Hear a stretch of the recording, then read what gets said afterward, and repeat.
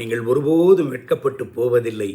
நீங்கள் வெட்கப்பட்ட இடத்திலேயே கர்த்தர் உங்களை சாட்சியாக நிறுத்துகிறார். ரோமருக்கு எழுதின நிருபம் 10வது அதிகாரம் 11வது வசனத்தை வாசித்து இந்த நாளுக்காக நாம் ஜெபிப்போமா? அவரை விசுவாசிக்கிறவன் எவனோ அவன் வெட்கப்படுவதில்லை என்று வேதம் சொல்லுகிறது. சில நேரங்களில் வாழ்க்கையில் தோல்வி, மறுப்பு, அவமானம் போன்றவை வரலாம். மக்கள் உங்களை குறைத்து மதிப்பிடலாம். சூழ்நிலைகள் உங்களை தளர செய்யலாம். ஆனால் தேவனுடைய வார்த்தை வேறொரு உண்மையை சொல்லுகிறது. நீங்கள் ஆண்டவராகிய இயேசு கிறிஸ்துவை நம்பும் பொழுது உங்கள் வாழ்க்கை அவமானத்தில் முடிவதில்லை. தேவன் உங்கள் போராட்டத்தை சாட்சியாக மாற்ற முடியும். இன்று கர்த்தரிடத்திலிருந்து ஏதோ ஒரு அற்புதத்திற்காக நீங்கள் காத்திருக்கிறீர்கள் என்று சொன்னால் அது தோல்விக்காக அல்ல.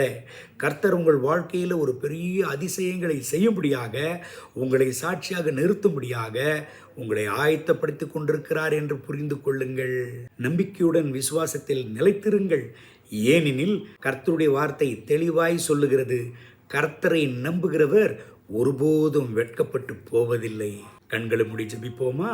அன்பின் ஆண்டவரே, இந்த காலவேளையில் என்னோடு சேர்ந்து ஜெபித்து கொண்டிருக்கிற என் அன்பு சொந்தங்களுக்காக ஜெபிக்கிறேன். எந்த இடத்துல இவர்கள் வெட்கப்பட்டு போகும்படியான சூழ்நிலை வந்ததோ அதே இடத்துல இவர்களை உயர்த்தும். அதே இடத்துல இவர்களை ஆசீர்வதியும்.